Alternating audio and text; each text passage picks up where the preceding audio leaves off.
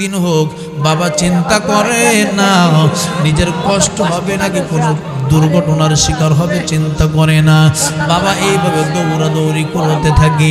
সন্তান তোমার প্রাইভেটের টাকা জোগাড় করার জন্য, তোমার মাসিক বেতন দেওয়ার জন্য, তোমার স্কুল কলেজের ড্রেসটা বানানোর জন্য, মাদ্রাসার সুন্দর পোশাক তোমাকে দেওয়ার জন্য তোমার সব আয়োজন করে বাবা। তোমাকে একটু ভালো খাওয়ানো, ভালো বানানোর জন্য বাবার এত কষ্ট।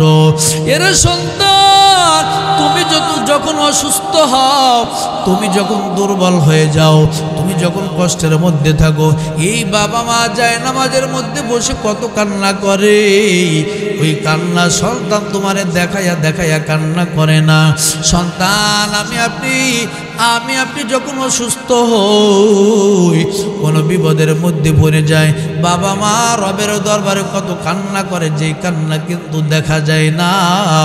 বাবা মা চায় আল্লাহ একটু বিপদ যদি আমাদেরকেও দিতে হয় দাও, তারপরে আমার চোখের সামনে আমার সন্তানকে মুসিবতের মধ্যে ফেলো না, আমার সন্তানকে তুমি কষ্ট দিও না। এরে যুবক, কত জনের মা নাই বাবা নাই, বুঝলা না কত বড় নিয়ামত হারাইছো। এই বাবা মা তোমার ভবিষ্যৎ উজ্জ্বল করার জন্য, তোমার ভবিষ্যৎ উজ্জ্বল করার জন্য, তোমার লাইফটা আলোকিত করার জন্য বাবা মার অক্লান্ত পরিশ্রম মেহনত আছে না নাই? এই আব্দুল্লাহ কোটি কোটি টাকার মালিক, তদানীন্তন সময় তার মতো বড় ধনী মানুষ পাওয়া যায় না, কিন্তু মনটারে বুঝ দিতে পারে না। ছোট্ট সন্তানটা পাশের বাসায় গেল এক টুকরা গোস্তের জন্য, কেনই বা দিল না? মনের মধ্যে বড় প্রশ্ন জাগে, জাগে কি জাগে না? কারণ এই সমাজের মধ্যে অনেক অবদান আমার আছে। এই সমাজের গরিব দুঃখীর আমি খোঁজ খবর রাখি। এই সমাজের সব মানুষ আমাকে সম্মান শ্রদ্ধা করে, স্যালুট জানায়, কিন্তু আমার সন্তানকে কেন একটা টুকরা গোশত দিল না? আমি আমি জিজ্ঞেস করব। আব্দুল্লাহ ইবনে মুবারক ছোট্ট মাসুম বাচ্চার হাত ধরে নিয়ে গেল, এ বাবা চলো জিজ্ঞাসা করে আসি। ওই আল্লাহর বান্দার বাসায় হাজির। এবার জিজ্ঞাসা করে, ও আল্লাহর বান্দা, তোমরা গতকাল কি গোশত খেয়েছো? বলে হ্যাঁ খেয়েছি। আমার সন্তানটা এসেছিল? বলে হ্যাঁ এসেছিল। বলে তোমাদের কাছে চেয়েছিল? বলে হ্যাঁ চেয়েছিল। বলে দাওনি? বলে হ্যাঁ দেয়নি। না না দেয়নি। বলে কেন দাও নাই? আমি কি একটু জানতে পারি? এই প্রশ্ন করার পর ওই আল্লাহর বান্দা গরিব মানুষ, ওই মানুষটার দুইটা চক্ষু দিয়ে দরো দরো করে পানির ফুটা গড়ায় পড়ে। আব্দুল্লাহ ইবনে মুবারক ডাক দে বলে, রে আল্লাহর বান্দা, তুমি কেন কান্না করো? তুমি আমার প্রশ্নের জবাব দাও। প্রশ্নের সঠিক জবাব না দিয়ে কেন কান্না করো? এবার ওই গরিব মানুষটা ডাক দে বলতেছে, এ আব্দুল্লাহ ইবনে মুবারক, গত 3 দিন যাবত আমার চুলায় আগুন জ্বলে না। আমার ছেলে মেয়েকে আমি খাবারেরও কোনো ব্যবস্থা করতে পারি নাই। এরে আব্দুল্লাহ ইবনে মুবারক, ক্ষুধার যন্ত্রণা আমি বাবা, আমার ছেলে মেয়ের ছটফট যন্ত্রণা আমি সহ্য করতে পারি না। এই জন্য আমি নিজেও তেমন কোনো কাজকর্ম পাই না, আমি তেমন কোনো উপার্জন করতে পারি নাই। আমার এই ছোট্ট ছোট্ট অনাহারে থাকা বাচ্চাদের সামনে আমি খাবারের ব্যবস্থা করতে পারি নাই। অবশেষে জান বাঁচানোর জন্য তো হারাম খাওয়া যায়, হারাম জান বাঁচানোর জন্য ততটুকু খাওয়া জায়েজ হয় যতটুকু খাইলে জানটা বসবে। এ আব্দুল্লাহ ইবনে মুবারক, ওই যে মৃত উট অথবা গরু, মৃত মরা গরু পড়েছিল, ওখান থেকে সামান্য একটু গোস্তের টুকরা কেটে আমি বাসায় এনেছি রাতের অন্ধকারে, যাতে করে সমাজে আমার ইজ্জত নষ্ট না হয়, কেউ যেন না জানে। আমার সন্তানগুলোকে একটু বাঁচিয়ে রাখার জন্য যতটুকু খাইলে জীবনটা বাঁচবে, যতটুকু ইসলাম শরীয়ত নির্ধারণ করে দিয়েছে জানে বাঁচা যাবে, জান বাঁচানো ফরজ, আমি ততটুকু পরিমাণ বেশি আনি নাই। সামান্য পরিমাণ মৃত পশুর গোস্ত এনে পাক করে সন্তানগুলোরে দিয়ে খায়। রে আব্দুল্লাহ ইবনে মুবারক বলো, তুমি তো ধনী মানুষ, তোমার সন্তানের জন্য মৃত পশুর গোস্ত খাওয়া হারাম, এই জন্য আমি দেই নাই। আব্দুল্লাহ ইবনে মুবারক নিজের চোখের পানি আর ধরে রাখতে পারে নাই। আহারে, আমার সমাজের মধ্যে একটা মানুষের করুণ দৃশ্য, অথচ আমি একটা বারের জন্য আমি খোঁজ খবর রাখতে পারি নাই। মালিকের দরবারে আমি নিজে বড় আসামি। একটা দৌড় দিলেন, দৌড়ায় বাসায় চলে গেলেন।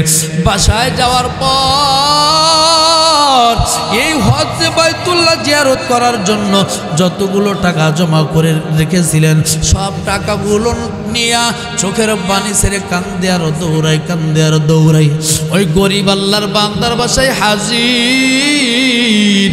ও আল্লাহর বান্দা, নাও নাও, এই যে আমি আব্দুল্লাহ ইবনে মুবারক টাকাগুলো দিলাম, নাও, টাকার থলেগুলো নাও। এই টাকাগুলো নিয়ে তুমি একটা ব্যবসা বাণিজ্য করো, সংসার পরিচালনা করো, সুন্দরভাবে জীবনযাপন কর। এই টাকাগুলো চিরদিনের জন্য আল্লাহর জন্য তোমাকে দিয়ে দিলাম, আমাকে কোনোদিনও দেওয়া লাগবে না। এরে বন্ধুরা আমার, গরিব মানুষকে হজের টাকাগুলো সব দিয়ে দিলেন, মক্কা মদিনা জিয়ারত করলেন না। অথচ মক্কা মদিনা যদি কেউ জিয়ারতের উদ্দেশ্যে যার যার দেশ থেকে যখন মক্কা মদিনার দিকে রওনা করবে, আমার মায়ার নবী বলেন, আমার যেই উম্মত মক্কা মদিনার পথে রওনা করবে, আমি পয়গম্বর ওই ব্যক্তিকে জান্নাতে নিয়ে যাওয়ার জিম্মাদারি নিলাম। সুবহান। ঈমানের পথে অবিচল থেকে আমার মরণ যেন হয়। ঈমানের পথে অবিচল থেকে আমার মরণ যেন হয়। তোমারই কাছে মিনতি আমার, তোমারই কাছে মিনতি আমার, মহামহিম দয়াময়। ঈমানের পথে অবিচল থেকে আমার মরণ যেন হয়। ঈমানের পথে অবিচল থেকে আমার মরণ যেন হয়। চিৎকার দিয়ে বলেন আমিন। ঈমানের দাবি যদি কোরবানি হয়, সে দাবি পূরণে আমি তৈরি থাকি যেন। ও গো দয়াময় আমার প্রভু দয়াময়,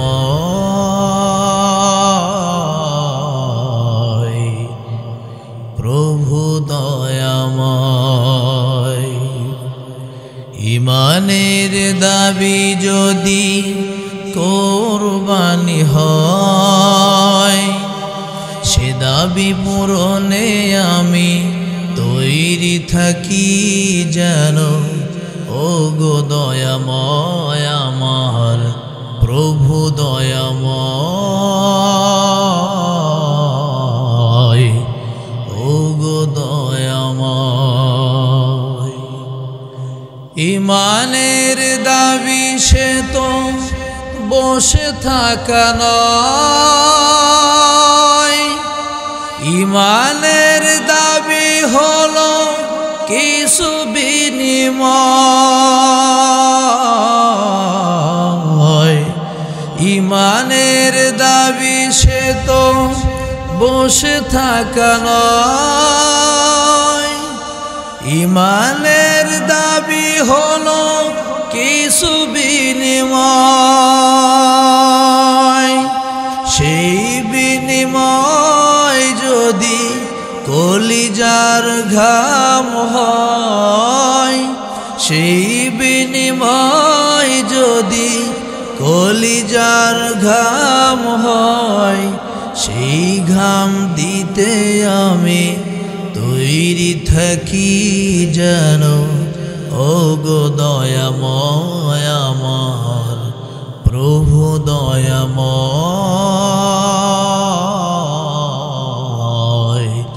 প্রভু দয়াময়। ইমানের দাবি যদি কোরবানি হয়, সে দাবি পূরণে আমি তৈরি থাকি যেন। ও গো দয়াময় আমার প্রভু দয়াময়,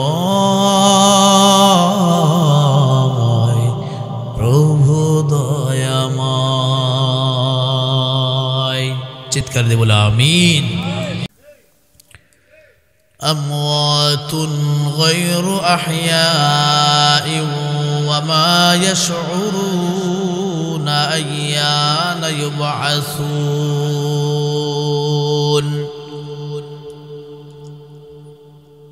রব্বে করিম আল্লাহ রাব্বুল আলামিন বলেন,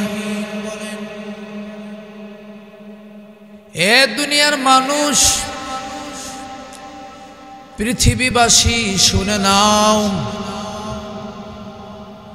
দুনিয়ার মধ্য থেকে যে মানুষগুলো চিরদিনের জন্য বিদায় নিয়ে কবরস্থ করা হয়েছে, কবরে দাফন করা হয়েছে, আমওয়াতুন গায়রু আহইয়াই ওয়া মা ইয়াশউরুনা আইয়ানা ইউবআসুন। এই কবর থেকে তারা কোন দিন উঠে দাঁড়াবে, জিন্দা হবে, তারা নিজেরাও জানে না। জানে? আল্লাহ জবাব দিচ্ছেন, আমওয়াতুন গায়রু আহইয়াই ওয়া মা ইয়াশউরুনা আইয়ানা ইউবআসুন। দুনিয়ার যে মানুষগুলো কবরে চলে গেছে আর যারা কবরে চলে যাবে, এই মানুষগুলো কোন দিন কবর থেকে জিন্দা হয়ে দাঁড়াবে, কোন দিন পুনরুত্থান হবে, এই বান্দা কোনোদিনও জানে না, কোনোদিনও বান্দা বুঝতে পারে না। আর হবে না মানব জনম, যদি একবার হয় রে মরণ ফিরবে না এ ধরায়। এরা বন্ধুরা আমার, আজ আপনাদের এই বাইতুল ফালা জামে মসজিদের পাশে যত মানুষগুলো চিরনিদ্রায় শায়িত ঘুমিয়ে আছে, এই মানুষগুলোর একদিন দুনিয়াতে সংসার ছিল, দুনিয়াতে দাপট ছিল, কিন্তু মানুষগুলো আজ আমাদের পাশে ঘুমিয়ে আছে। আমাদের থেকে বেশি দূরে নয়, এই প্রাচীর দেওয়ালের পাশেই তারা মাটির নিচে 3.5 হাত মাটির নিচে ঘুমিয়ে আছে। রব্বে কারিম চাহেন তো তারা আমাদের বয়ানগুলো শুনতেছে, কোরআনের কথা শুনতেছে, কিন্তু তাদের কথা আমরা শুনতে পাই না। এরে যোগী বিলের মুসলমান, এখানে আমরা উপস্থিত হয়েছি জিন্দা অবস্থায়। আজকের মাহফিল আমার আপনার যদি শেষ হয়ে যায়, আজকে রাত্রে যদি আমার আপনার মৃত্যুর ঘন্টা বেজে যায়, ফজরের সময় মাইকের মধ্যে এলান হবে, অমকের ছেলে নাই, অমক মুরব্বী নাই, অমক মাতবার নাই, অমক ব্যক্তি নাই, দুনিয়ার থেকে বিদায়। এই দুনিয়ার সব মানুষ, আত্মীয় স্বজন, বন্ধু বান্ধব সকলে মায়ার কান্না করবে, কান্না করে করে তোমার চিরদিনের জন্য মাটির ঘরে দাফন করে রাখবে। সুম্মা আমাতাহু ফাআকবারা, কবরস্থ করবে, কবরের মধ্যে দাফন করবে। রে মুমিন, এই কবর থেকে আর কোনোদিন ফিরে আসতে পারবা না। তাহলে এই কবরের জগতে যদি ভালো থাকতে চাও, দুনিয়ার মধ্যে নেক আমল বাড়ায়া দাও। আল্লাহ রাব্বুল আলামিন বলেন, বান্দা এই পৃথিবীর জমিনে আমি আল্লাহ তাআলা অনর্থক বেহুদা তোমাদেরকে পাঠাই নাই। দেখো ডানে বামে তাকায়া দেখো, কতজনের বাবা মায়ের লাশ নিজের সন্তান নিজের হাতে কবরে দাফন করে আসলো। আবার আমি আল্লাহ তাআলার ফয়সালা উল্টাও হয় যে বাবা নিজে হাতে নিজের জন্ম দেওয়া সন্তানের লাশটাও অনেক সময় দাফন করে কি করে না বলেন? আল্লাহ তাআলা বলেন, এমন সিস্টেম আর পদ্ধতি আমি করে রেখেছি। সুম্মা ইয়াতাওয়াফাকুম, আমি আল্লাহ তাআলা তোমাদেরকে মৃত্যু ঘটাবো। কার কখন মৃত্যু ঘটাবো রে বান্দা কেউ বলতে পারে না।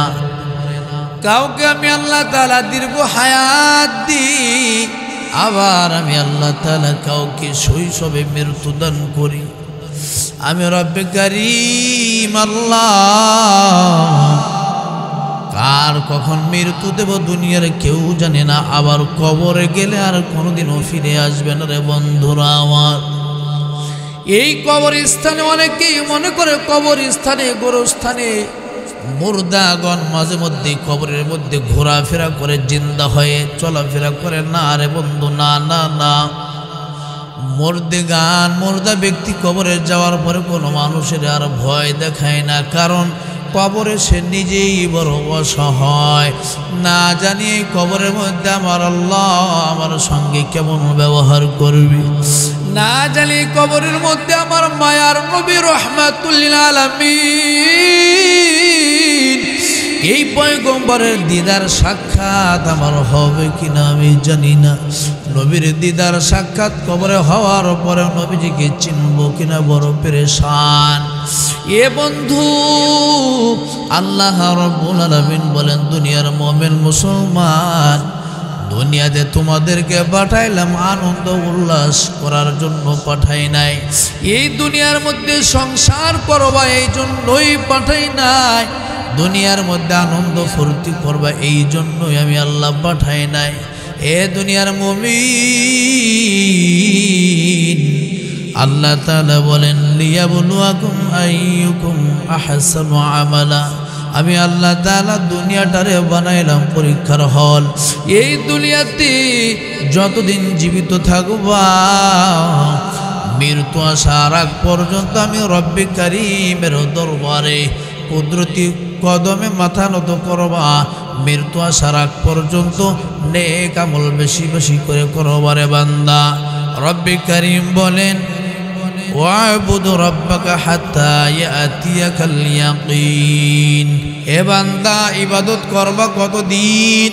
যতদিন মালাকুল মউত তোমার কাছে না আসে, যতদিন পর্যন্ত আজরাইল না আসবে, যতদিন পর্যন্ত হায়াত ফুরায় না যাবে, ততদিন পর্যন্ত না না রব্বে কারীমকে ভুলিও না, রবের ইবাদত থেকে দূরে যেও না।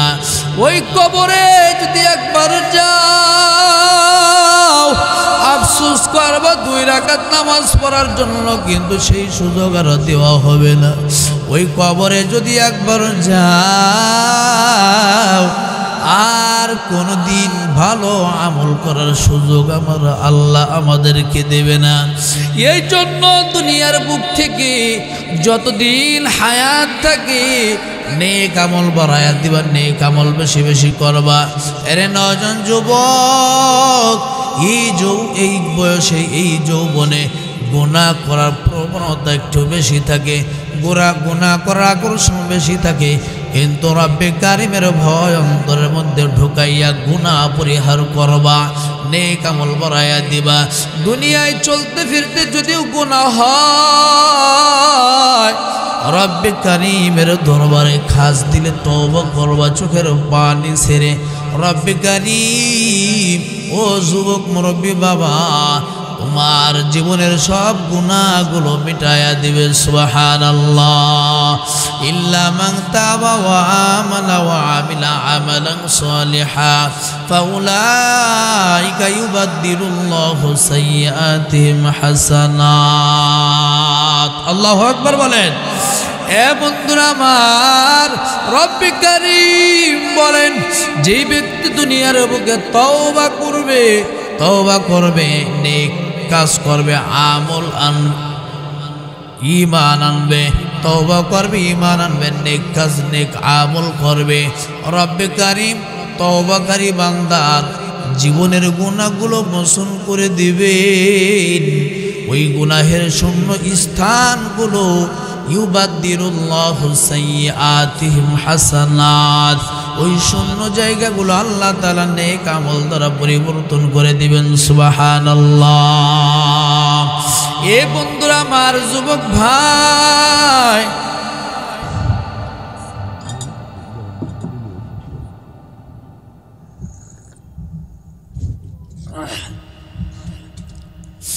এ যুবক, তোমার মতো একজন যুবক আল্লাহর জমিনে ছিল, যার নাম হলো মোবারক।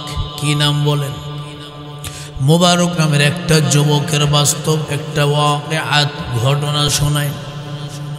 মোবারক নামে আল্লাহর বান্দা যুবক মানুষ, গরিব মানুষ, এক মালিকের বাগান পাহারা দেয়, ফলের বাগান। এই মোবারক যুবক মানুষ ফলের বাগান পাহারা দেয়। ৩-৪ বছর হয়ে গেল। মালিক একদিন এসে বলে, এ মোবারক, কোন গাছের ফলটা একটু মিষ্টি, ভালো একটা ফল ছিঁড়ে আমারে খাওয়াও। বাগানের মধ্যে গাছ লাগাইল, এই গাছগুলো আবাদ করলো মোবারক নামের যুবক। এ আল্লাহওয়ালা, বড় আল্লাহওয়ালা যুবক এই বাগানের মধ্যে গাছগুলো দেখাশোনা করে, গাছের গোড়ায় পানি দেয়। গাছের মধ্যে যখন বন্ধুরা আমার ফুল আসলো, ফল শুরু হয়ে গেল, ভাইরাস লাগলে এটারে দেখাশোনা করে, ওষুধের ব্যবস্থা করে।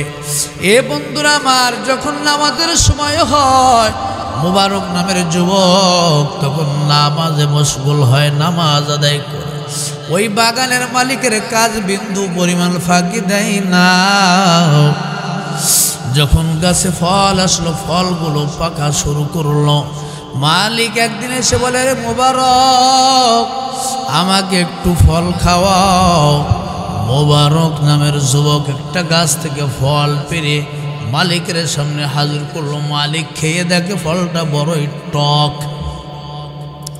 এবার মালিক যুবক মোবারককে ডাক দিয়ে বলতেছে, যাও যাও, পুনরায় আর একটা ফল নিয়ে আসো অন্য গাছ থেকে।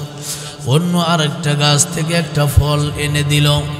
ওই ফলটা খাওয়ার পরেও বেশি একটা সুবিধা মনে হলো না। আবার বলে, রে মোবারক, যাও যাও, আর একটা ফল তুলে নিয়ে আসো। অন্য গাছ থেকে আর একটা ফল ছিঁড়ে আনলো। আনার পর মালিকের সামনে হাজির। মালিক তৃতীয়বার ফলটা খাইলেন। খাওয়ার পরে এবারও দেখলো ফলটা বেশি মিষ্টি নয়। এবার ধমক দিয়ে বলে, এরে মোবারক, ৩-৪ বছর হয়ে গেল, এই দীর্ঘদিন যাবৎ বাগানের মধ্যে তুমি পাহারা দাও, বাগান দেখাশোনা করো, কিন্তু কোন গাছের ফলটা মিষ্টি নাকি টক এখনো পর্যন্ত তুমি বুঝো না। এ মোবারক, তুমি কি করেছো, তুমি কেন জানো না? মোবারক নামের যুবক এমন একটি জবাব দিয়েছেন, যে জবাব শোনার পর মালিক বড় হতভম্ব হয়ে গেল। এই মোবারক নামের যুবক ডাক দিয়ে বলতেছে, ও মালিক আমার, আপনি আমাকে বাগান দেখাশোনা করার জন্য রেখেছেন, এই ফলের বাগান দেখাশোনা করার জন্য রাখলেন, আপনি তো আমাকে কোনোদিনও অনুমতি দেন নাই। এই রে মোবারক, গাছে যখন ফল ধরবে, কোন গাছের ফলটা মিষ্টি নাকি টক তুমি খেয়ে দেখো, খাওয়ার অনুমতি তোমার আছে, এমন কথা তো আপনি কোনোদিনও বলেন নাই। এই জন্য আপনার বাগানের ফল আমি খাইতে সাহস পাই না। তার কারণ হলো আমার অন্তরে একজনের ভয় আছে, তিনি কি? ওয়াত্তাকুহি ফাউলাইকা হুমুল ফাইজুন। আল্লাহর ভয় যদি অন্তরে থাকে, উভয় জাহানে আল্লাহ তাআলা তার লাইফটা উজালা করে দিবেন। সুবহানাল্লাহ। এই যুবক বলতেছে, মালিক আমার, আপনি বলেছেন বাগান দেখাশোনা করার জন্য, হেফাজতের জন্য, বাগানের ফল ভক্ষণ করার জন্য আমাকে রাখেন নাই। এই বাগানের ফল খাওয়া আমার জন্য হালাল নয়, এই জন্য গাছের মধ্যে থোকা থোকা ফল, কত রং বেরঙের ফল থাকার পরেও আমি একটাবারের জন্য আমার মন চায় না আমি গাছ থেকে ফলগুলো ছিঁড়ে খাই। বলে কেন কেন? বলে আমার নফস যখন আমাকে ধোঁকা দেয়, যখন আমার মনের মধ্যে লালসা তৈরি হয়, রে মোবারক গাছের ফলগুলো একটু খেয়ে দেখ, কত সুন্দর রং বেরঙের, কত সুস্বাদু হইতে পারে, একটু খেয়ে দেখো। তখনই আমার অন্তরের মধ্যে আমার আল্লাহর স্মরণ জাগ্রত হয়ে যায়, যার কারণে আমি আজ পর্যন্ত একটা গাছের ফল আমি ছিঁড়ে খাই নাই। সুবহানাল্লাহ বলেন। এরা বন্ধুরা আমার, এই যুবক বড় দামি যুবক।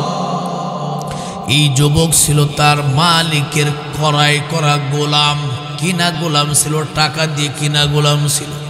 মালিক এই মুবারক নামের যুবকের তাকওয়া, ভালো আচরণ, উত্তম আখলাক দেখা মালিক খুশি হয়ে গেল।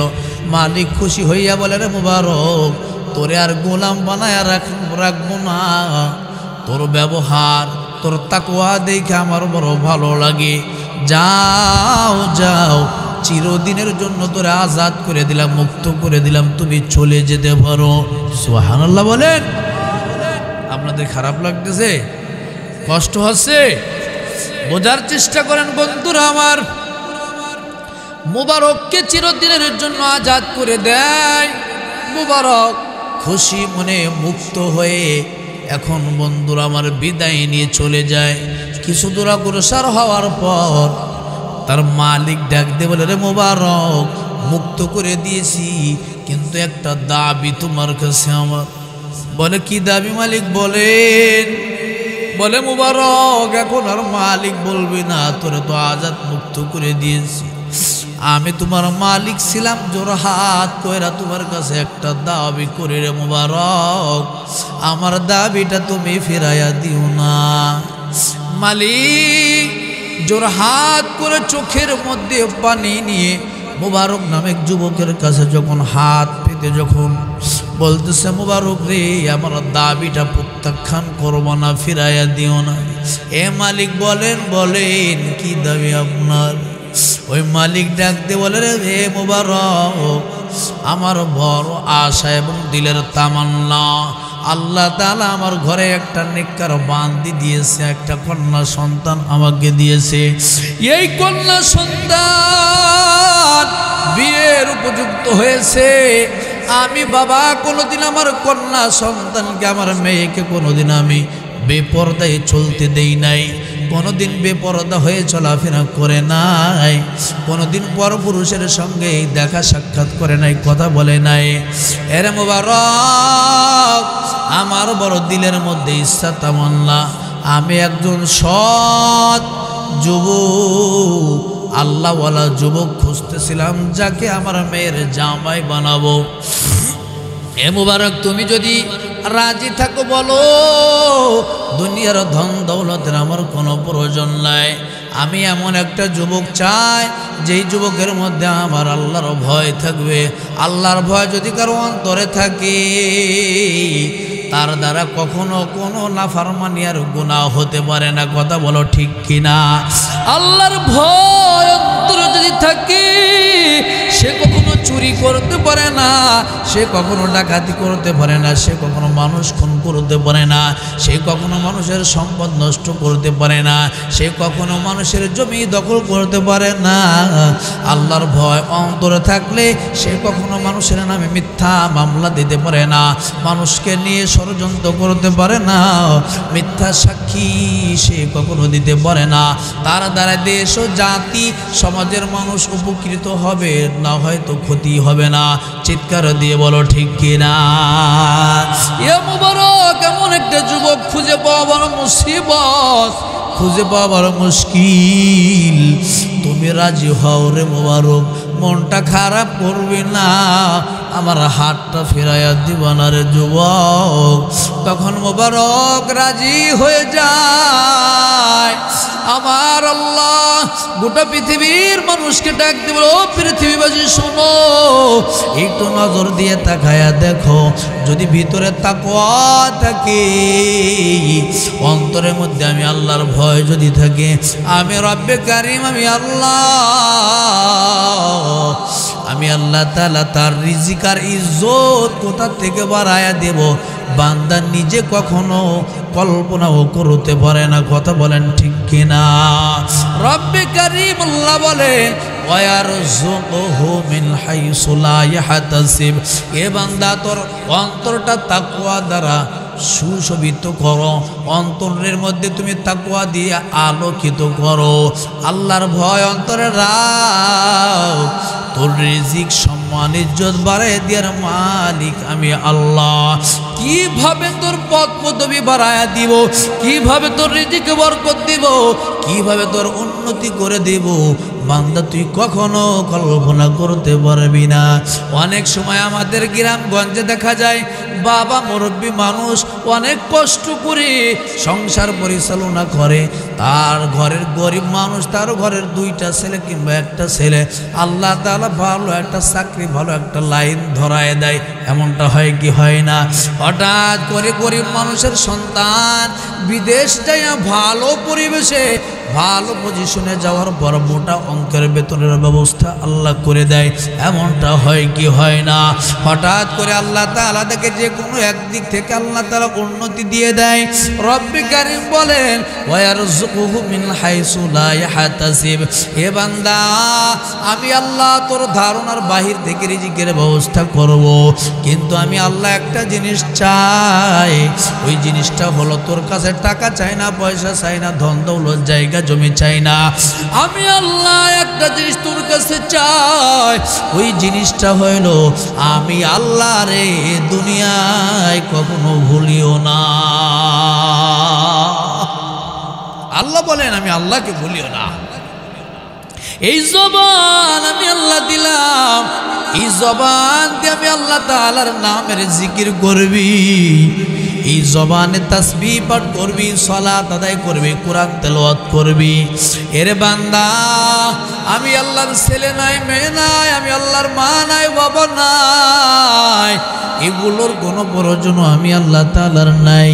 এর বন্ধুরা আমার, দুনিয়ার মধ্যে কোনো সন্তান যদি বাবাকে বলে, বাবা আপনি আমার জন্মদাতা পিতা, আমি স্বীকার করলাম, কিন্তু আপনাকে আব্বু আব্বু ডাক দিতে পারবো না, বাবা বলে ডাক দিতে পারবো না, বলো ওই বাবার কলিজার মধ্যে ব্যথা না শান্তি? কথা বলেন না কেন? কষ্ট লাগবে কি না? সন্তান যদি বাবাকে বাবা বলে ডাক না দেয়, এই সন্তান দিয়ে কি হবে? সন্তানের কোনো দরকার আছে? সন্তান যদি বলে, মা আপনি আমাকে গর্ভে ধারণ করেছেন, আপনি আমার গর্ভে ধারণ করেছেন, অনেক কষ্ট করেছেন, আমাকে ভূমিষ্ঠ করেছেন, আমি স্বীকৃতি দিলাম, আমি স্বীকার করলাম, কিন্তু আপনাকে কোনোদিন আমি মা বলে ডাকতে পারবো না, বলো ওই মা কি মেনে নিতে পারবে না কি? বলো। তেমনই ভাবে আমার আল্লাহ বলেন, এর বান্দার গোলাম, দুনিয়ার মধ্যে আমি আল্লাহর কোনো ছেলে নাই, মেয়ে নাই, মা নাই, বাবা নাই, এগুলোর কোনো প্রয়োজন আমি আল্লাহর নাই। আমি আল্লাহ তাআলা তোমাদেরকে বানাইলাম, তোমাদের কাছে আমি আল্লাহ ধন সম্পদ টাকা পয়সা কিছু চাই না, আমি আল্লাহ শুধু চাই তোমরা এই জবান দিয়ে আমি আল্লাহ রে আল্লাহ বলে ডাক দিবা, এই জবান দিয়া সিজদায় মাথা জমিনের মধ্যে নত কইরা সুবহানা রাব্বিয়াল আলা বলবা, এই জবান দিয়া কোরআনের তেলাওয়াত করবি, আমি আল্লাহর সাথে কথা বলা হয়ে যাবে। সুবহানাল্লাহ। এই জবান দিয়ে আমি মালিককে ডাক দিব, আমি মালিকের মতো মধুময় নাম আর সুমধুর আওয়াজ পৃথিবীতে আর হতে পারে না। কথা বলো ঠিক কিনা? আল্লাহ আল্লাহ কি যে মধুর নাম, আল্লাহ আল্লাহ কি যে মধুর নাম। ধরার তামাম মনি মুক্তায় পান্নাহিরা সোনা দানায় হয় না তাহার দাম। আল্লাহ আল্লাহ কি যে মধুর নাম, আল্লাহ আল্লাহ কি যে মধুর নাম। চিৎকার দিয়ে বলো আল্লাহু আকবার। সবাই বলো জোরে জোরে আল্লাহু আকবার। আর জোরে মহাব্বতের সাথে চিৎকার দিয়ে বলেন আল্লাহু আকবার। আল্লাহ তাআলা বলেন বান্দা আমি এইটাই চাই, তোর জবান দিয়া আমি আল্লাহর ডাক দিবি। আমি আল্লাহ তাআলার কত সুন্দর সুন্দর নাম, ওয়ালিল্লাহিল আসমাউল হুসনা ফাদউহু বিহা। আমি আল্লাহ তাআলার যেই নাম ধরে ডাকতে তোর মন চাই ওই নাম ধরে আমি আল্লাহকে ডাক দিবি। আমি আল্লাহ তাআলা তোর ডাকের জবাব দিব। চিৎকার দিয়ে বলেন সুবহানাল্লাহ। এ বন্ধু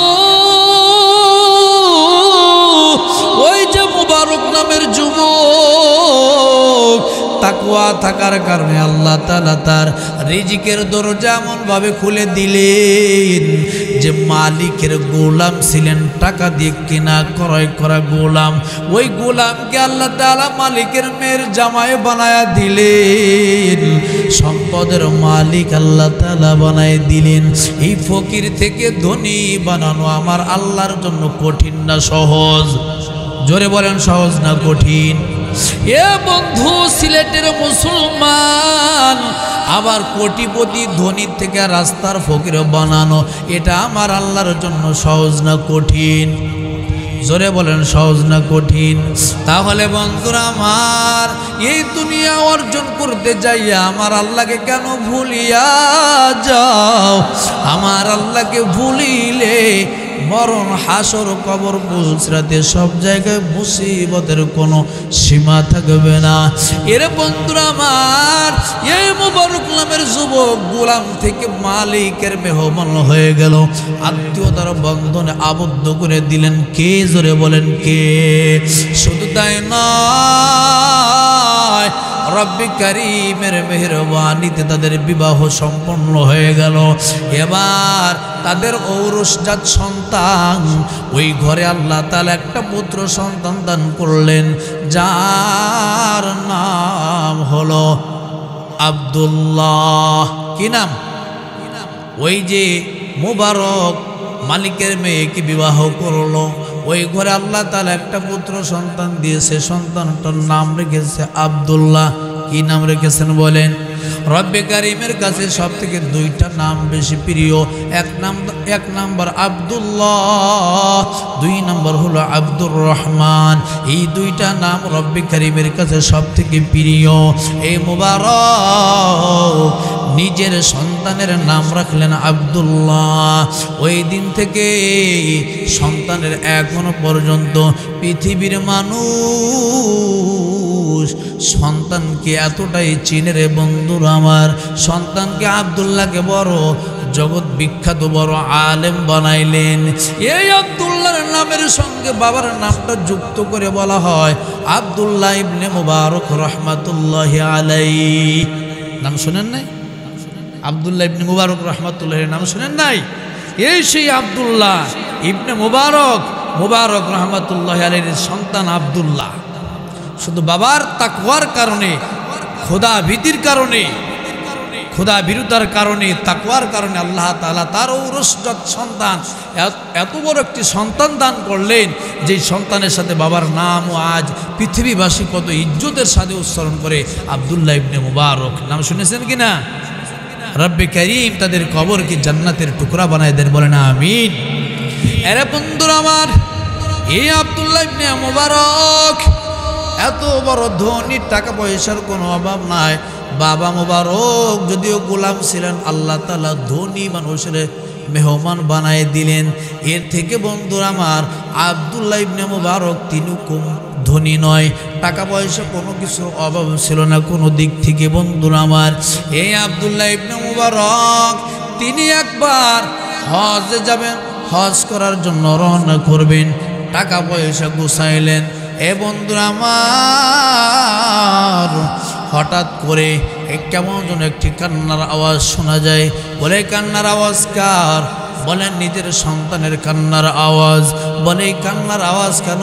ও বাবা আমার, আব্দুল্লাহর সন্তান কান্না করতেছে। বলে তুমি কেন কান্না করো?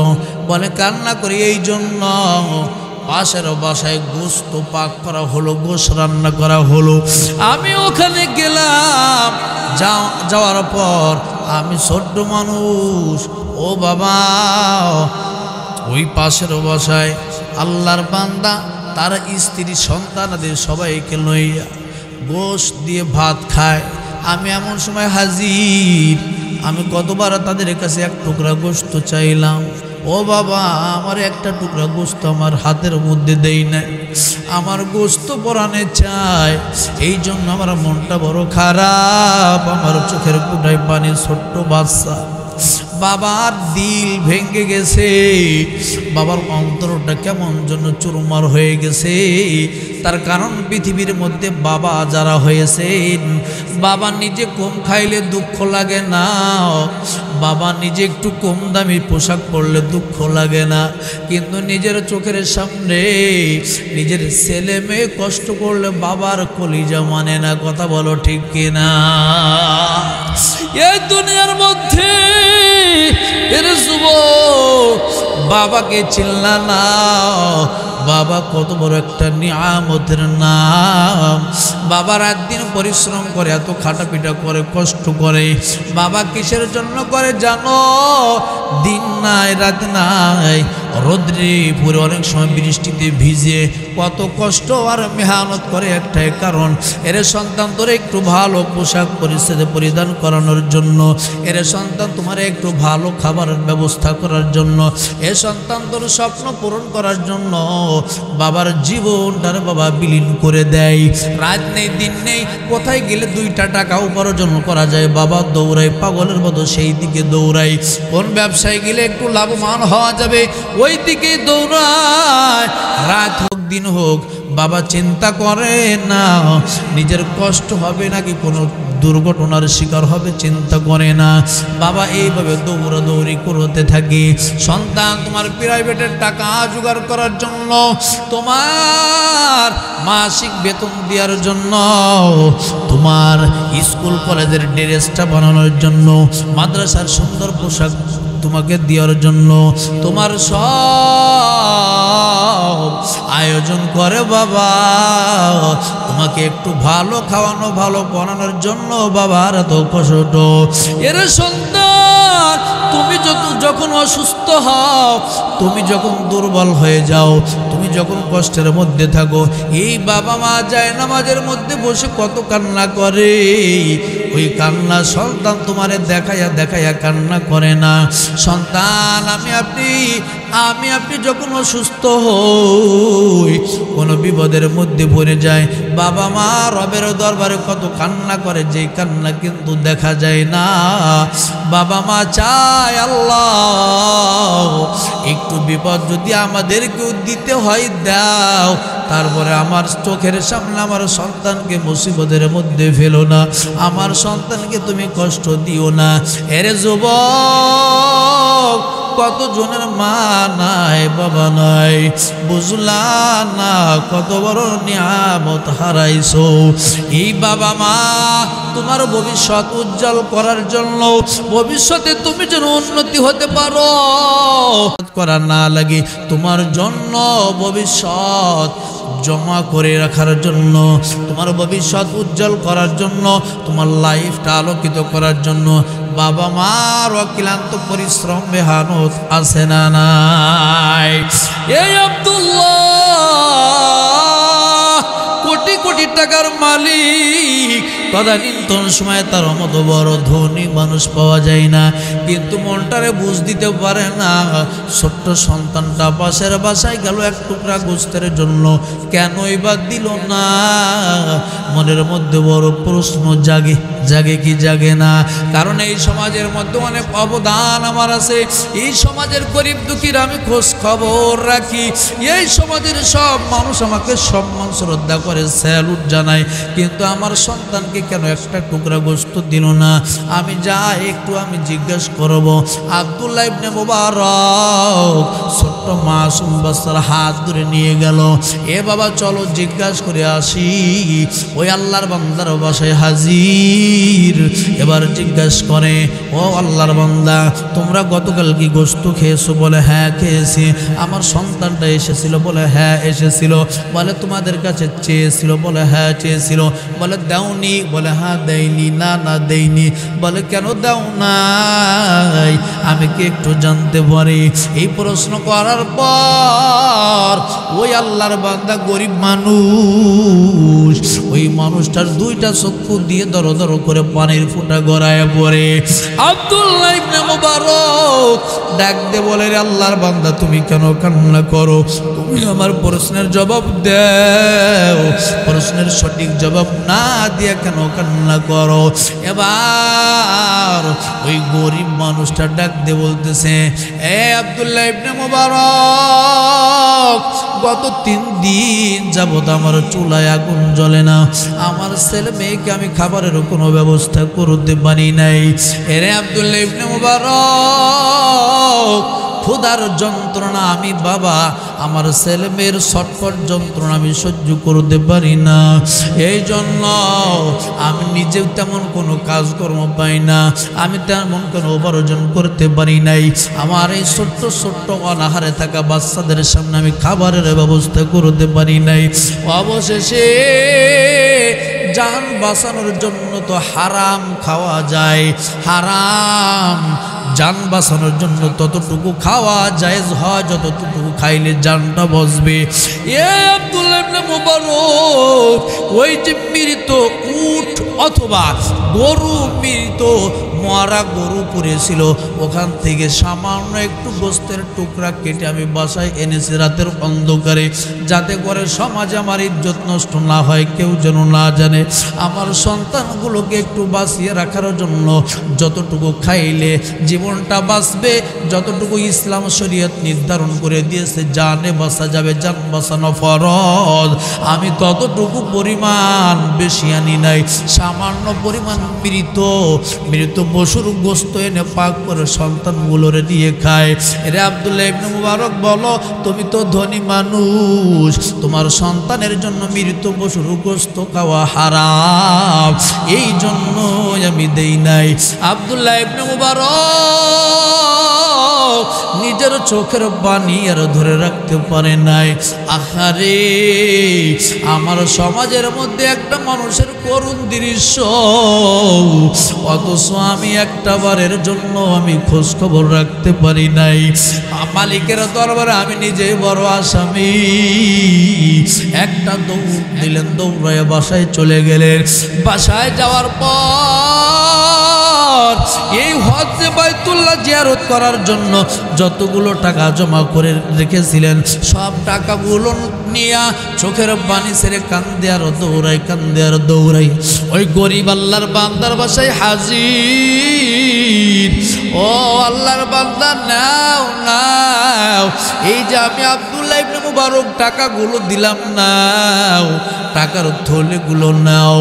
এই টাকাগুলো নিয়ে তুমি একটা ব্যবসা বাণিজ্য করো, সংসার পরিচালনা করো, সুন্দরভাবে জীবনযাপন কর।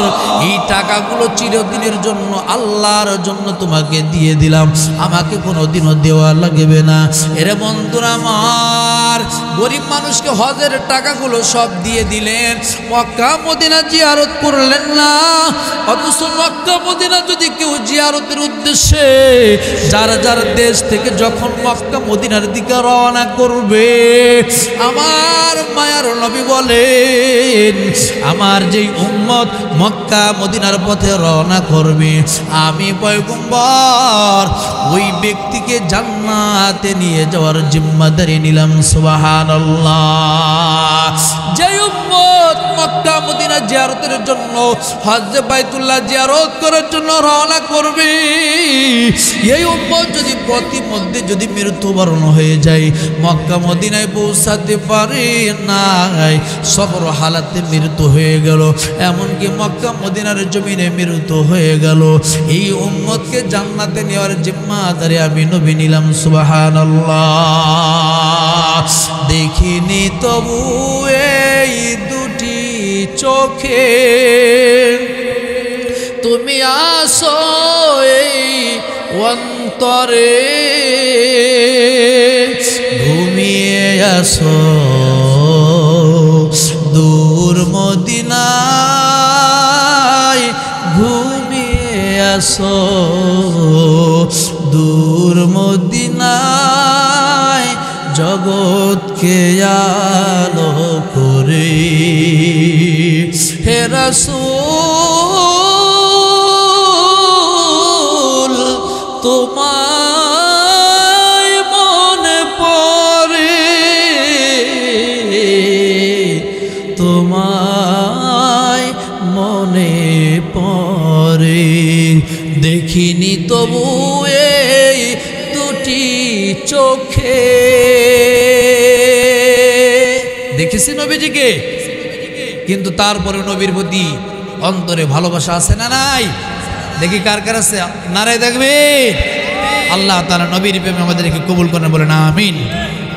বন্ধুরা আমার, এবার মায়ার নবী বলেন, কোন উম্মত যদি হজ্জে বাইতুল্লাহ জিয়ারত করতে যায়, যদি মারা যায়, এই উম্মতের জান্নাতের জিম্মাদারি আমি নবী নিয়ে নিলাম। সুবহানাল্লাহ। এত সুন্দর সুবর্ণ সুযোগ হাতছাড়া করিয়া আল্লাহর বান্দা আব্দুল্লাহ ইবনে মুবারক হজে গেলেন না। সকল বন্ধু যারা হজে যাবে, একসাথে যাওয়ার কথা, বন্ধু 7 জন সকলে হজে যায়। আব্দুল্লাহ ইবনে মুবারককে বলে, তুমি যাব না? বলে, না না আমি যাব না। এবার সব বন্ধু বান্ধব হজে চলে গেল, হজে বাইতুল্লাহ জিয়ারত করলো। হজে বাইতুল্লাহ জিয়ারত করে যখন মক্কা মদিনা থেকে দেশে ফিরে আসলো, দেশে ফিরে আসার পর আব্দুল্লাহ ইবনে মুবারককে খোঁজ করতেছে। আব্দুল্লাহ ইবনে মুবারকের বাসায় হাজির। হে আব্দুল্লাহ, তুমি তো বলেছো আমি হজ করব না, কিন্তু তুমি আমাদের সঙ্গে মিথ্যা কথা কেমন করে বললে? বলে, কেন, কি হয়েছে? বলে, আমরা যখন মক্কা মদিনায় গেলাম, আমরা যখন বাইতুল্লাহকে তওয়াফ করতেছি, আমরা লক্ষ্য করে দেখলাম রে আব্দুল্লাহ, তুমি আমাদের সামনে সামনে ঘুরে ঘুরে তওয়াফ করতেছো। আল্লাহু আকবার। আব্দুল্লাহ বলতেছে, আমি যাই নাই, আমি মক্কা মদিনায় যাই নাই, আমি মক্কা মদিনায় যাই নাই, তোমরা বিশ্বাস করো। বন্ধু বান্ধব 7 জন যারা ছিল বলে, না না আমরা স্বচক্ষে দেখেছি, আমরা যখন এই বাইতুল্লাহর এই কর্নারে তোমাকে আমরা সামনে দেখেছি, তুমি ঘুরে ঘুরে তওয়াফ করতেছো, কিন্তু তোমাকে আর কোনো দিদার সাক্ষাৎ আমাদের সঙ্গে হয় নাই, ভিড়ের মধ্যে তুমি হারায় যাও। আবার যখন ওই মদিনার বুকে সবুজ গম্বুজের নিচে রহমাতুল লিল আলামিন পয়গম্বর শুয়ে আছেন, ওই গম্বুজের নিচে মায়ার নবী, ওই নবীর রওজার পাশে যে যখন আমরা সালাম দিতে গেলাম, দেখলাম তুমি আমাদের আগে আগে দাঁড়ায় দাঁড়ায় সালাম দাও। এরে আব্দুল্লাহ, সত্য করে বল। আব্দুল্লাহ বলে, না না আমি মক্কা মদিনায় যাই নাই। এবার বন্ধুরা আমার, ওই দিন রাত্রি ঘুমের ঘরে আমার রব আমার আল্লাহ তাআলা স্বপ্ন যোগে ডাক দে বলে, রে আব্দুল্লাহ, তুমি যে গতকাল এমন একটা কিছুদিন আগে এমন একটি ভালো কাজ করেছো, এই যে সমাজের মধ্যে গরিব অসহায় মানুষ খোদার যন্ত্রণায় হারাম পশুর গোস্ত খাইলো, এই ফ্যামিলির প্রতি তুমি যে দয়ার আচরণ করলা, মায়া দেখাইলা, হজের টাকাগুলো তাকে দান করে দিলে। এরে আব্দুল্লাহ ইবনে মুবারক, আমি আল্লাহ তোমার এই কাজকে এতটাই পছন্দ করেছি, তোমার কাজটা আমি আল্লাহর কাছে ভালো লেগেছে, এই জন্য তুমি মক্কা মদিনায় যাও নাই, তারপরে তোমার হজ আমি আল্লাহ কবুল করে নিয়েছি। সুবহানাল্লাহ। মদিনা যাইতে পারলাম না, মদিনা দেখতে পারলাম না, মদিনা যাইতে পারলাম না, আমি অসহায় তাই এত দূরে রই, আমি অসহায় তাই এত দূরে রই, শুধু সালাম জানাই, মদিনা যাইতে পারলাম না, মদিনা দেখতে পারলাম না, মদিনা নাম কত মধুর,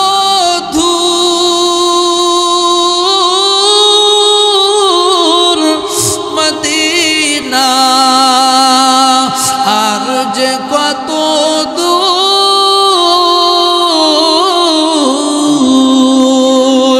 ওই মদিনার পথের ধুলি আমি, ওই মদিনার পথের ধুলি আমি মাখতে পারলাম না, মদিনা যাইতে পারলাম না, মদিনা দেখতে পারলাম না, মদিনা যাইতে পারলাম না।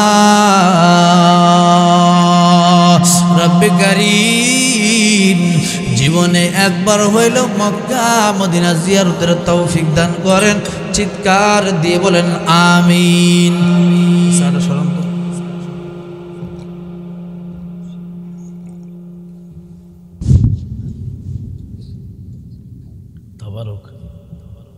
তবারক আছে ইনশাল্লাহ, খেয়ে যাবেন না ইনশাল্লাহ? কথা পাই না রে। তবারক আছে, খোঁজ খবর তো আছে, রাখছেন না ইনশাল্লাহ?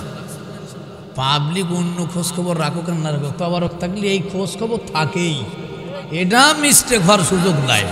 কথা বলেন ঠিক কি না?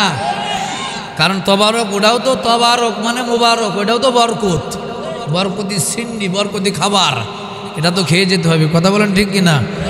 ওয়াজ শুনেন আর না শুনেন, কি সিন্নি খেয়ে যাবো ইনশাল্লাহ, ঠিক আছে? এই শোনেন, মাশাআল্লাহ, আলহামদুলিল্লাহ। এবার আসেন বন্ধুরা আমার, মক্কা মদিনায় যাওয়ার দিলের যে তামান্না রব্বে কারীম কবুল করেন, বলেন আমিন। মায়ার নবী রহমাতুল লিল আলামিন পয়গম্বর, এই সিলেটের যুবক মুরব্বী বাবা, পৃথিবীর জমিনে রব্বে কারীম আল্লাহ তাআলা যত নবী রসুল পাঠাইলেন, আমার আপনার মতো মায়ার নবী আর দয়ার হৃদয়ের মানুষ আল্লাহর জমিনে একটাও ছিল না। কথা বলেন ঠিক কিনা? অন্য অন্য নবী রসুলগণ উম্মতের প্রতি রাগ হইয়া মাঝে মধ্যে কোন কোন নবী উম্মতের প্রতি বদদুয়া করে বললেন, রব্বি লা তাযার আলাল আরদি মিনাল কাফিরিনা দাইয়ারা। নূহ পয়গম্বর বলেন, আল্লাহ এই ৯৫০ বছর দাওয়াত দিলাম, এরপরেও মানুষ কালিমা পাঠ করে না, ইসলাম গ্রহণ করে না, আল্লাহ ঈমান আনে না। আল্লাহ একটা কাফেরের ঘর বাড়িও তুমি রেখো না, ধ্বংস করে দাও। ইউনূস পয়গম্বর উম্মতকে দাওয়াত দিতে দিতে হয়রান, রাগ কইরা যখন চলে গেলেন, উম্মতকে ফেলে রেখে চলে গেলেন, উম্মতকে সারিয়া ইউনূস পয়গম্বর চলে গেলেন। কিন্তু চলে যাওয়াটা আমার রব পছন্দ করে নাই। এই জন্য ইউনুস পয়গম্বরকে আল্লাহ তাআলা মাছের পেটের মধ্যে 40 দিন রাখলেন। জোরে বলেন কয়দিন? এই মাছের পেটের মধ্যে যখন ইউনুস পয়গম্বর প্রবেশ করলেন, ওই নদীর তরঙ্গ, ঢেউ, তুফান আর নৌকা চলে না। মাঝি বাসারা ডাক দিয়ে বলে, এই নৌকা থেকে একজন যদি যাত্রী নেমে যায় তাহলে নৌকার কোনো মুসিবত হবে না। লটারি করা হলো, বারবার লটারির মধ্যে ইউনুস পয়গম্বরের নাম উঠলো, কিন্তু সবাই বলে না না না, ইনাকে নামানো যাবে না, ইনি বড় ভালো মানুষ, চেহারাটা বড় কত মায়ার চেহারা। দুনিয়ার মধ্যে কোনো কালো মানুষকে আল্লাহ তাআলা নবুয়ত দেই নাই, মানে কি কালোদেরকে ঘৃণা করে দেই নাই। বলে না না না, আমি আল্লাহ তাআলা একটা সিস্টেমই বানাইলাম, যত নবী রাসূল ছিল সবাই সৌন্দর্যের অধিকারী ছিল। ইউনুস পয়গম্বর সুন্দর, চেহারার মধ্যে মায়া।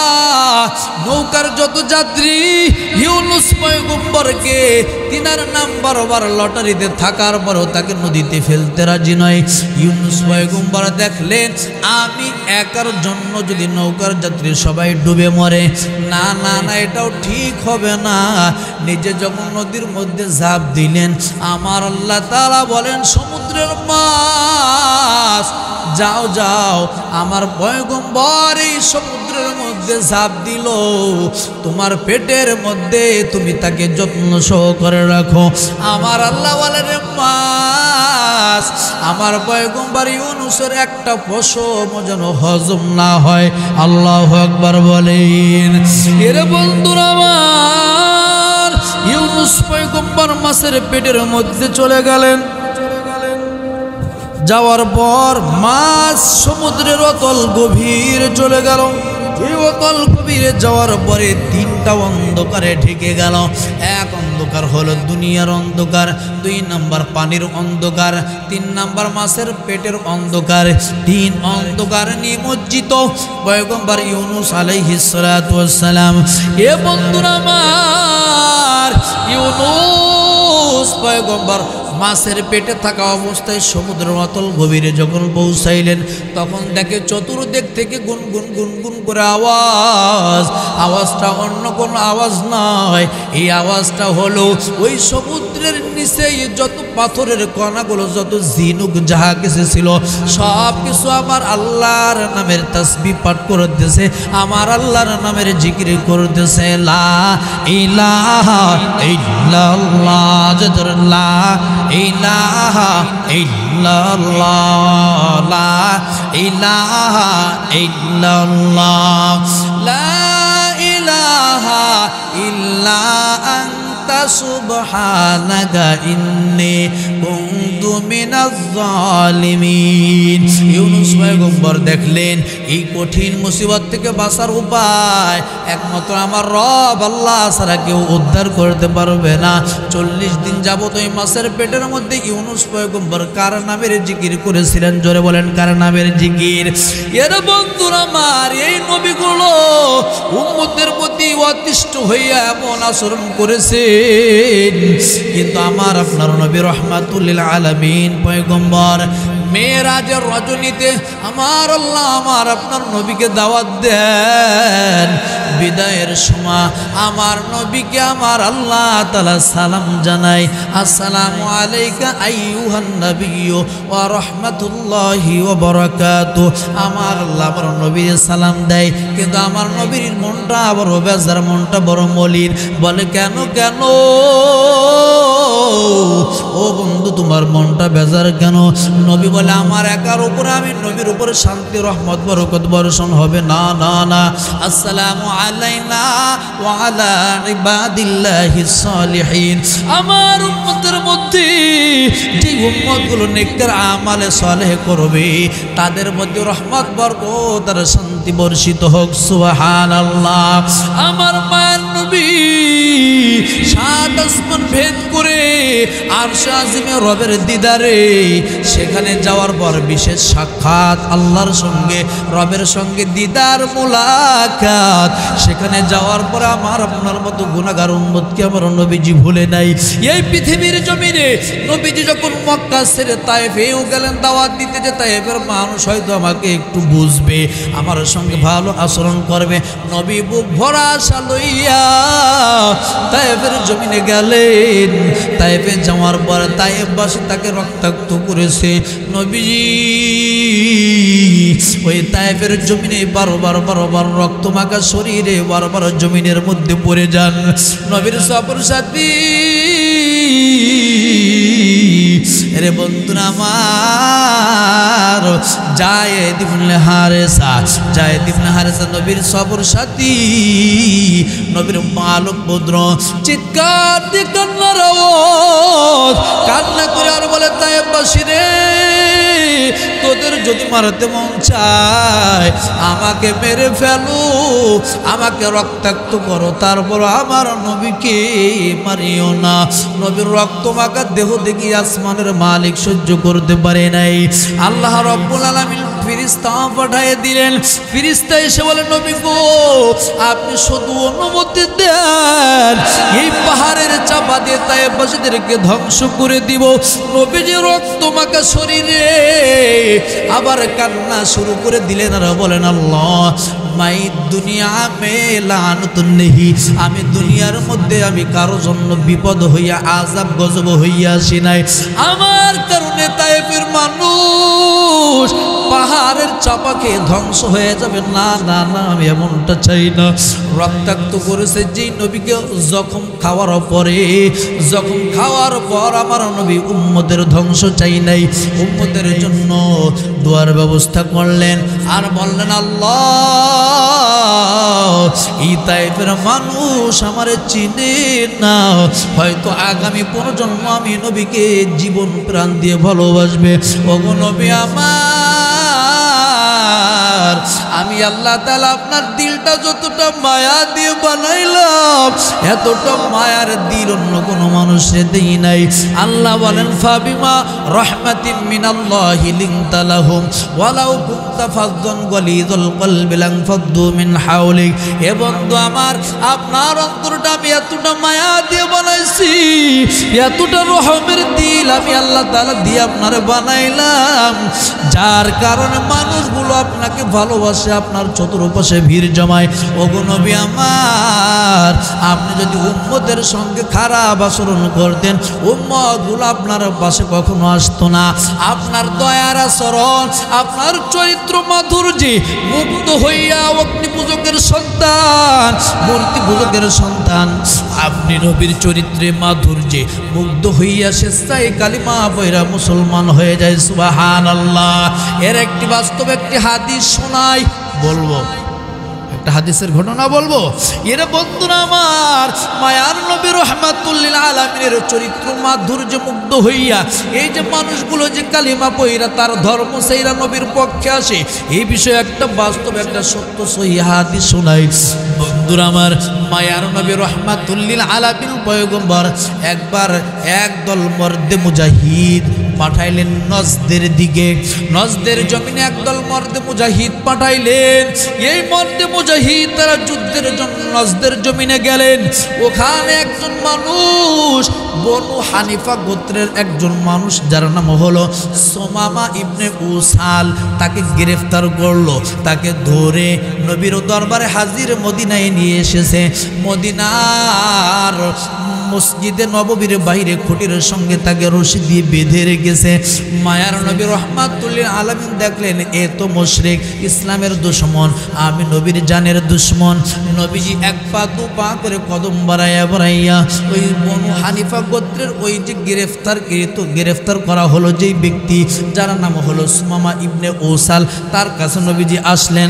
আসার পরে নবীজি জিজ্ঞাসা করতেছেন, এরে সুমামা, তোমার কেমন লাগে, এখন কেমন লাগে? তুমি তো বন্দী হয়ে গেছো।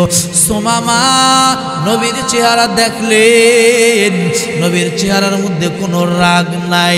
নবীর চেহারা দেখিয়া সুমামা ইবনে উসাল দিলটা কেমন যেন নরম হয়ে গেল। সুমামা ইবনে উসালের দিল সাক্ষী দেয়, এমন সুন্দর চেহারার অধিকারী মানুষ কখনো মানুষের ক্ষতি করতে পারে না। নবী আমার জিজ্ঞাসা করে, সুমামা কেমন লাগে তোমার? সুমামা ডাক দিয়ে বলে, ও মুহাম্মদ, আমার বড়ই ভালো লাগে। বলে কেন, কেন ভালো লাগে? বলে আমার দিল সাক্ষী দেয় আপনি কখনো আমার উপর অত্যাচার জুলুম করতে পারেন না, আমাকে আপনি শেষ করতে পারেন না। ওগো মুহাম্মদ সাল্লাল্লাহু আলাইহি ওয়াসাল্লাম, আপনি ইচ্ছা করলে আমাকে হত্যা করতে পারেন, আপনার সেই অধিকার আছে। কারণ আমি ইসলামের দুশমন, শত্রু। আমি ইসলামের অনেক ক্ষতি করেছি, ইসলামের বিরুদ্ধে আমি যুদ্ধ করেছি, লড়াই করেছি। আপনি ইচ্ছা করলে আমাকে ধ্বংস করে দিতে পারেন, এমনকি আপনি আমাকে মুক্তি করে দিতে পারেন। আমাকে যদি মুক্ত করে দেন, মুক্তিপণ হিসেবে আপনি যা চাইবেন আমি তাহাই দিব। এর বন্ধুরা আমার, মায়ার নবী কি তাকে ছেড়ে দিবে কোনো অর্থ সম্পদের বিনিময়? নবী কি তাকে ছেড়ে দিবে নাকি বলেন? নবীর কি অর্থ সম্পদের লোভ ছিল নাকি বলেন? দুনিয়ার কোনো কিছুর লোভ আমার নবীর ছিল? জোরে বলো, ছিল না বন্ধু? না না না, একটু করে নবীজি নিজেই বলতেছে, এ সাহাবীদের দল, সুমামা ইবনে উসালের বাঁধন তোমরা খুলে দাও, তাকে মুক্ত করে দিলাম। না না না, তার মুক্তি পণ লাগবে না, তার কোনো বিচারও করবো না, যাও ছেড়ে দিলাম। এটা রবের ইশারা। মায়ার নবীর অন্তর ভরা শুধু দয়া আর মায়া। রব্বে কারিমের ইশারা, মায়ার নবী দয়া কইরা তাকে ছেড়ে দিলেন, মুক্ত করে দিলেন। সুমামা ইবনে উসালের বাঁধন খুলে দেওয়ার সঙ্গে সঙ্গে এই সুমামা একটা দৌড় দিলেন, দৌড়াইয়া মদিনার মসজিদে নববীর পাশে খেজুর বাগান, এই খেজুর বাগানের মধ্যে দৌড়াই গেলেন। যাওয়ার পরে ওখান থেকে নতুন পানি দিয়ে গোসল করলেন, গোসল কইরা পাক পবিত্র হইলেন। পাক পবিত্র হওয়ার পর নবী আমার মসজিদে নববীর মধ্যে সাহাবীদের নিয়ে বসা, সব সাহাবীদের সামনে হাজির। পাক পবিত্র হইয়া গোসল কইরা নবীর সামনে দাঁড়াইয়া ডাক দিয়ে বলতেছে, আশহাদু আন্নাকা রাসূলুল্লাহ, আল্লাহু আকবার, আশহাদু আল্লা ইলাহা ইল্লাল্লাহু ওয়া আশহাদু আন্না মুহাম্মাদান আবদুহু ওয়া রাসূলুহু। নবীর সামনে কালিমায়ে শাহাদাত পাঠ কইরা সঙ্গে সঙ্গে মুসলমান হয়ে গেল। সুবহানাল্লাহ। এর বন্ধুরা আমার, এবার সুমামা ইবনে উসাল তিনটা কথা বলেছিল, হাদিসের মধ্যে স্পষ্ট রয়েছে। এক নাম্বার বলতেছে, ওগো নবী আমার, এই পৃথিবীর জমিনে সব থেকে আমার নজরে নিকৃষ্ট ধর্ম ছিল ইসলাম ধর্ম। আজ থেকে আমার কাছে আমার নজরে শ্রেষ্ঠ ধর্ম হলো ইসলাম ধর্ম। সুবহানাল্লাহ। ওগো নবী আমার, দুই নাম্বার, এই পৃথিবীর জমিনে সব থেকে অপছন্দের মানুষ ছিলেন আপনি। আজ থেকে আল্লাহর জাতির কসম, আজ থেকে আমার কাছে পৃথিবীর মধ্যে যদি একটা মানুষ পছন্দের হয়, সেই মানুষটা অন্য কেউ নয়, নবী গো আপনি মুহাম্মদ। আল্লাহু আকবার। তিন নাম্বার, ওগো নবী আমার, এই পৃথিবীর জমিনে কত রাষ্ট্রে কত দেশে ঘুরে ঘুরে সফর করলাম, সব থেকে আমার নজরে এই মদিনার রাষ্ট্র, মদিনার শহরটা আমার কাছে ছিল ঘৃণিত। আজ থেকে আমি কসম দিয়ে বললাম, এই মদিনার শহর আমি সুমামা ইবনে উসালের কাছে সব থেকে দামি এবং সব থেকে বেশি প্রিয়। সুবহানাল্লাহ।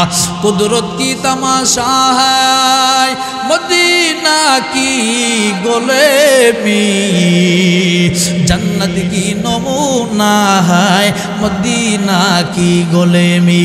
এই মদিনার শহর আমার কাছে প্রিয় হওয়ার একটাই কারণ, এই মদিনার অলিতে গলিতে জান্নাতের মেলা বসে, এই মদিনার অলিতে চলাফেরা হয়, এই মদিনার অলিতে গলিতে যারা বসবাস করে এরা সবাই জান্নাতের মানুষ। এই জন্য মদিনার শহর আমার কাছে সব থেকে দামি শহর। সুবহানাল্লাহ। ওগো নবীর উম্মতেরা হয়ে আজি দিশে হারা, কোরআন হাদিস ছেড়ে চলো যখন যেথা চাই মনে, নবী বিনে কে তরাবে পুলসিরাত মিজানে, নবী বিনে কে তরাবে পুলসিরাত মিজানে। চলো চলো চলো মুমিন চলো নবীর সন্ধানে, নবী বিনে কে তরাবে পুলসিরাত মিজানে। এমন দিন নবী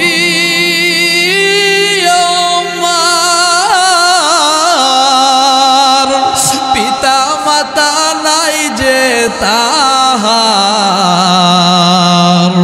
তারপরেও কত মারা মারলো তাকে দুশ্মনে, নবী বিনে কে তরাবে পুলসিরাত মিজানে, নবী বিনে কে তরাবে পুলসিরাত মিজানে।